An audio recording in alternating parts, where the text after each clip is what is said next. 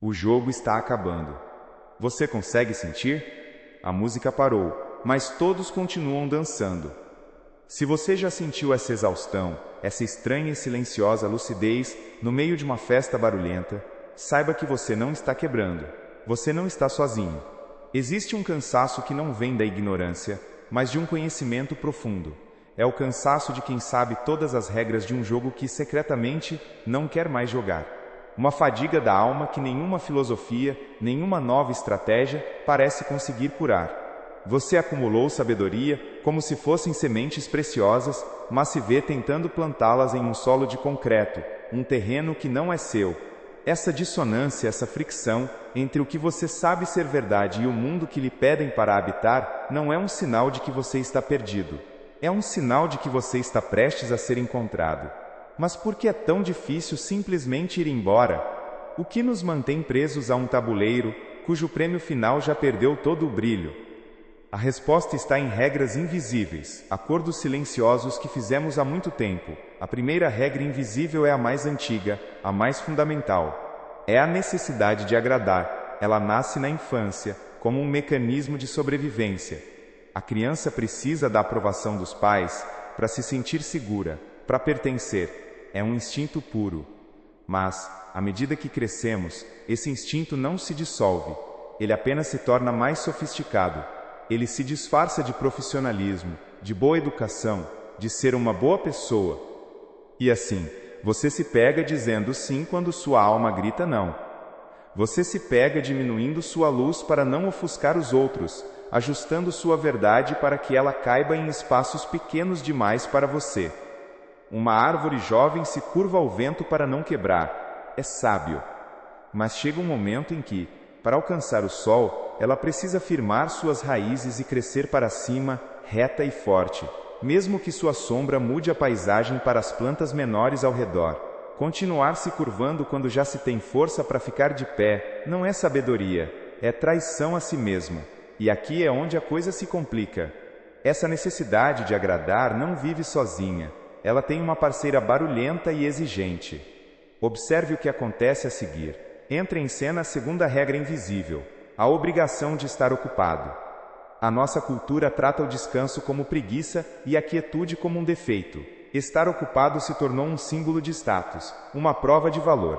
Corremos de uma tarefa para outra, de uma meta para a próxima, não porque elas sejam essencialmente significativas, mas porque o movimento nos impede de sentir o vazio crescente por dentro. A ocupação é o anestésico perfeito para uma vida sem propósito. A sabedoria antiga, em todas as tradições, sempre honrou o vazio. O Shabat, o silêncio do monge, a pausa do agricultor no inverno. Eles sabiam que é no espaço entre as notas que a música acontece, é no solo em repouso que a fertilidade se renova. Hoje, nós tememos esse espaço. Nós o preenchemos com ruído, com notificações, com mais um degrau em uma escada que descobrimos tarde demais estar apoiada na parede errada. A árvore não está ocupada crescendo. Ela simplesmente é. Ela passa por estações de aparente inatividade, mas é no silêncio do inverno, sob a neve, que suas raízes se aprofundam mais, buscando a água que a sustentará na primavera. Parar não é morrer. Às vezes, parar é o único jeito de começar a viver de verdade. Agora veja como essas duas forças se unem. A necessidade de agradar e a obrigação de estar ocupado criam a tempestade perfeita para a terceira e mais sutil das regras. A fome por validação.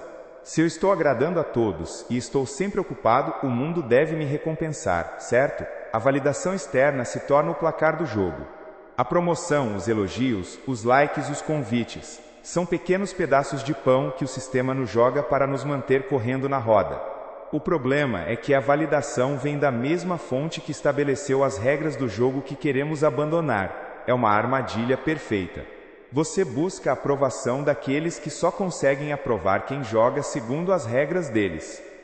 Eu conheci um homem que construiu um império. Ele tinha todos os troféus que o jogo oferece: respeito, riqueza, poder. Mas em seus olhos, eu via um deserto.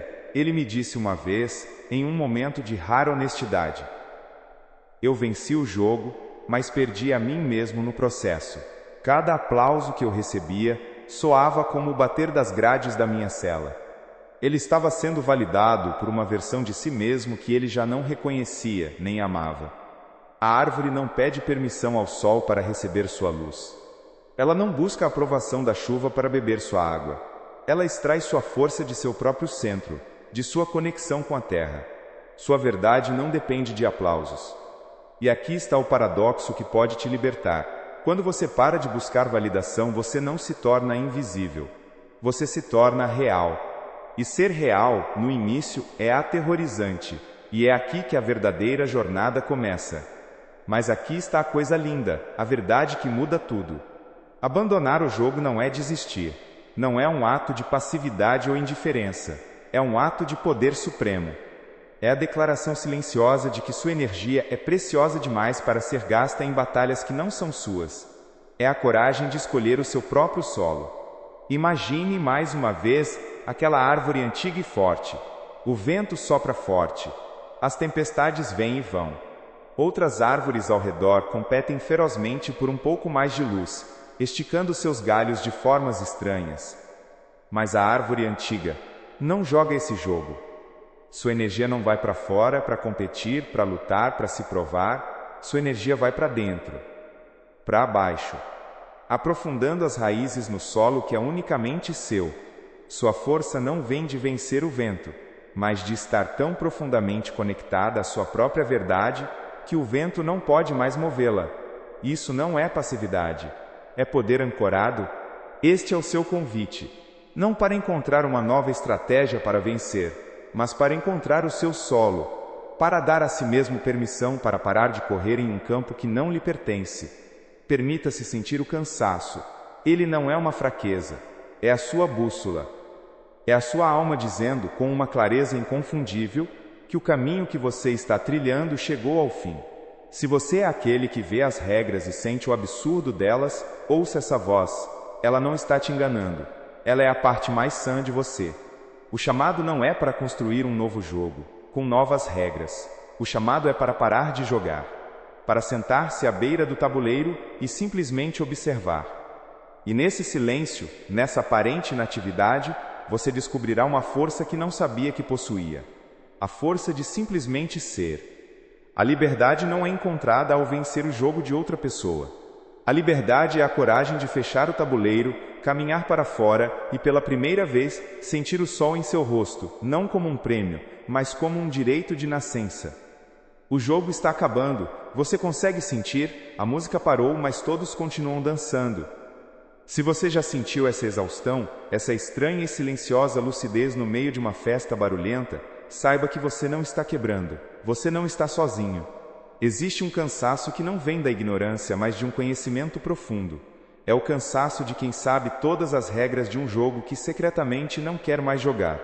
Uma fadiga da alma que nenhuma filosofia, nenhuma nova estratégia parece conseguir curar. Você acumulou sabedoria como se fossem sementes preciosas, mas se vê tentando plantá-las em um solo de concreto, um terreno que não é seu.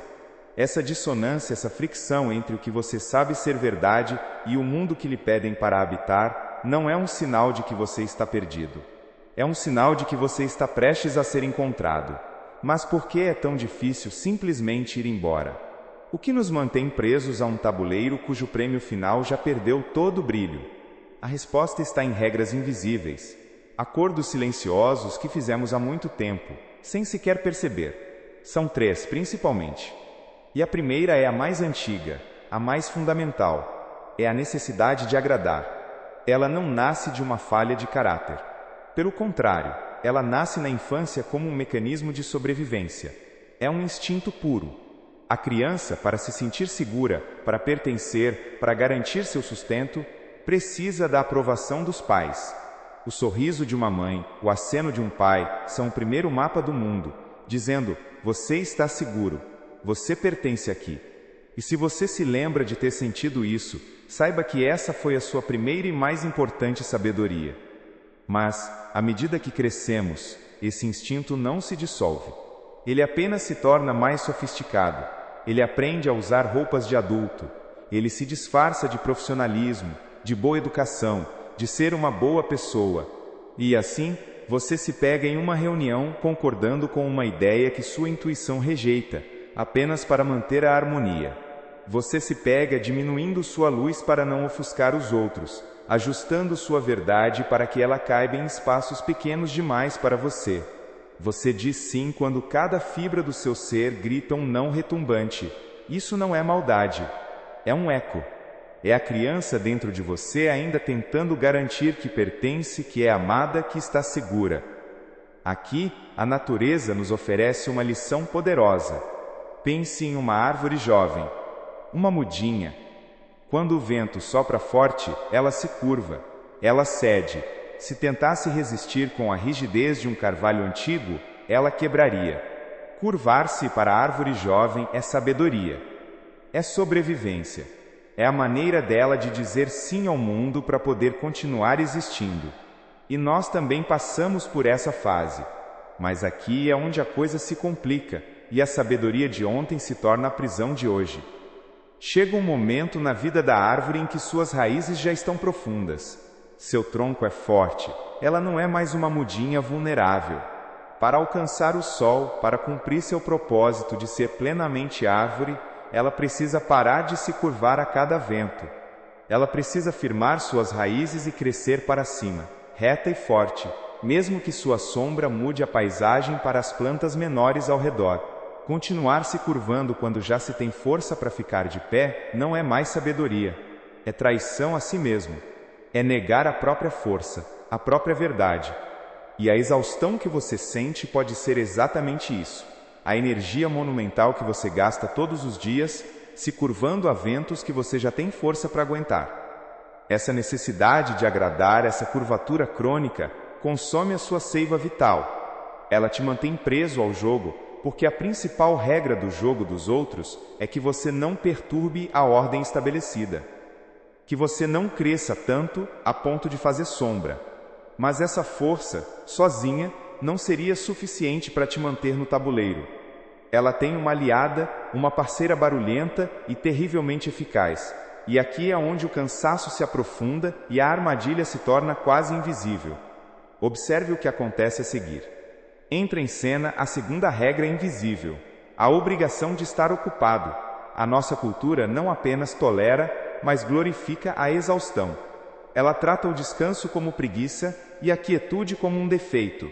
Estar ocupado se tornou um símbolo de status, uma prova pública de valor. Corremos de uma tarefa para outra, de uma meta para a próxima, não porque elas sejam essencialmente significativas, mas porque o movimento constante nos impede de sentir o vazio crescente por dentro.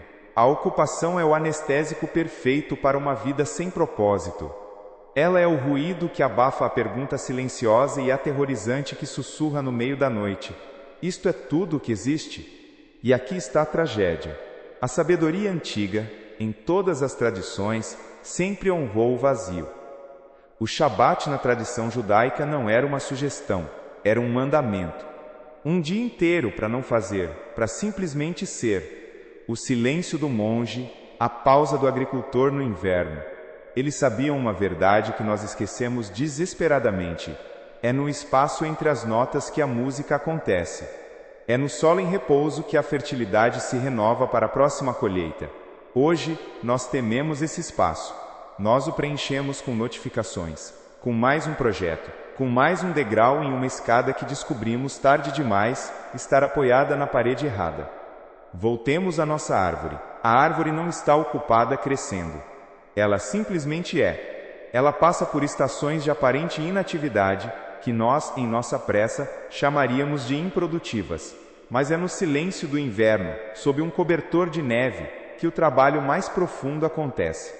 É ali, no escuro e no frio, que suas raízes se aprofundam mais, buscando a água e os nutrientes que a sustentarão na primavera e a farão resistir às tempestades do verão. Sua força não vem da atividade visível de suas folhas, mas da profundidade invisível de suas raízes. E essas raízes só se aprofundam no silêncio, na pausa, no descanso. Parar não é morrer. Às vezes parar é o único jeito de começar a viver de verdade. Agora veja como essas duas forças, a necessidade de agradar e a obrigação de estar ocupado se unem para criar a tempestade perfeita. Elas formam um pacto silencioso. Se eu estiver sempre ocupado, serei visto como importante e produtivo. E se sou importante e produtivo, as pessoas ficarão satisfeitas comigo. Minha agenda lotada se torna a prova de que eu importo, de que eu pertenço, de que estou jogando o jogo corretamente. A ocupação se torna a maneira mais eficiente de agradar o sistema. E o sistema, por sua vez, recompensa a ocupação com mais responsabilidades, mais tarefas, mantendo o ciclo girando infinitamente. Pergunte a si mesmo: esta corrida é sua? Ou você está correndo a corrida de outra pessoa, em uma pista que ela desenhou, por um prêmio que ela definiu? E aqui está o que acontece quando você joga esse jogo de agradar e se ocupar por tempo suficiente. Você desenvolve uma fome insaciável pela recompensa, pela prova de que todo esse esforço, toda essa curvatura e toda essa corrida valeram a pena.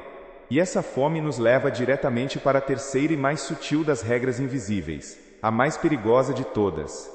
É a fome por validação, é a terceira regra. A mais sutil, a mais perigosa. Se eu estou agradando a todos e estou sempre ocupado, o mundo deve me recompensar, certo? A validação externa se torna o placar do jogo. A promoção, os elogios, os likes nas redes sociais, os convites para os círculos certos. São pequenos pedaços de pão que o sistema nos joga para nos manter correndo na roda, ofegantes e gratos por qualquer migalha. O problema, a armadilha perfeita, é que a validação vem da mesma fonte que estabeleceu as regras do jogo que queremos abandonar. Você busca a aprovação daqueles que só conseguem aprovar quem joga segundo as regras deles. É como pedir ao carcereiro a chave da sua cela, esperando que ele a entregue com um sorriso. Ele não vai. O trabalho dele é mantê-lo dentro. Eu conheci um homem que construiu um império. Ele tinha todos os troféus que o jogo oferece: respeito, riqueza, poder. Ele era o vencedor. Mas em seus olhos eu via um deserto. Ele me disse uma vez, em um momento de rara e dolorosa honestidade: eu venci o jogo, mas perdi a mim mesmo no processo. Cada aplauso que eu recebia soava como o bater das grades da minha cela. Ele estava sendo validado, celebrado por uma versão de si mesmo que ele já não reconhecia, nem amava. Sua alma estava morrendo de sede no meio de um oceano de aplausos. E aqui, a nossa árvore nos oferece a lição final. A árvore não pede permissão ao sol para receber sua luz. Ela não busca a aprovação da chuva para beber sua água. Ela extrai sua força de seu próprio centro, de sua conexão silenciosa e inabalável com a terra. Sua verdade não depende de aplausos. E aqui está o paradoxo que pode te libertar. Quando você para de buscar validação externa, você não se torna invisível. Você se torna real. E ser real, no início, é aterrorizante, porque te força a abandonar o jogo de uma vez por todas. Mas aqui está a coisa linda, aqui está a verdade que muda tudo. Abandonar o jogo não é desistir. Não é um ato de passividade ou indiferença. É um ato de poder supremo. É a declaração silenciosa de que sua energia é preciosa demais para ser gasta em batalhas que não são suas. É a coragem de escolher o seu próprio solo. Imagine mais uma vez, aquela árvore antiga e forte. O vento sopra forte. As tempestades vêm e vão. Outras árvores ao redor competem ferozmente por um pouco mais de luz, esticando seus galhos de formas estranhas e desequilibradas. Mas a árvore antiga não joga esse jogo. Sua energia não vai para fora, para competir, para lutar, para se provar. Sua energia vai para dentro, para baixo, aprofundando as raízes no solo que é unicamente seu. Sua força não vem de vencer o vento, mas de estar tão profundamente conectada à sua própria verdade que o vento não pode mais movê-la. Isso não é passividade, é poder ancorado. Este é o seu convite, não para encontrar uma nova estratégia para vencer, mas para encontrar a dignidade de parar de jogar, para dar a si mesmo permissão para parar de correr em um campo que não lhe pertence. Permita-se sentir o cansaço. Honre-o. Ele não é uma fraqueza, é a sua bússola. É a sua alma dizendo, com uma clareza inconfundível: que o caminho que você está trilhando chegou ao fim. Se você é aquele que vê as regras e sente o absurdo delas, ouça essa voz. Ela não está te enganando. Ela é a parte mais sã de você, te chamando de volta para casa. O chamado não é para construir um novo jogo, com novas regras. O chamado é para parar de jogar, para sentar-se à beira do tabuleiro e simplesmente observar. E nesse silêncio, nessa aparente inatividade, você descobrirá uma força que não sabia que possuía. A força de simplesmente ser. A força que não precisa provar, não precisa competir, não precisa vencer. A força que vem de estar tão profundamente enraizado em sua própria verdade, que as tempestades do mundo exterior se tornam apenas um som distante. Este é o seu convite. Não para encontrar uma nova estratégia para vencer, mas para encontrar a dignidade de parar de jogar. Para dar a si mesmo permissão para parar de correr em um campo que não lhe pertence. Permita-se sentir o cansaço. Honre-o.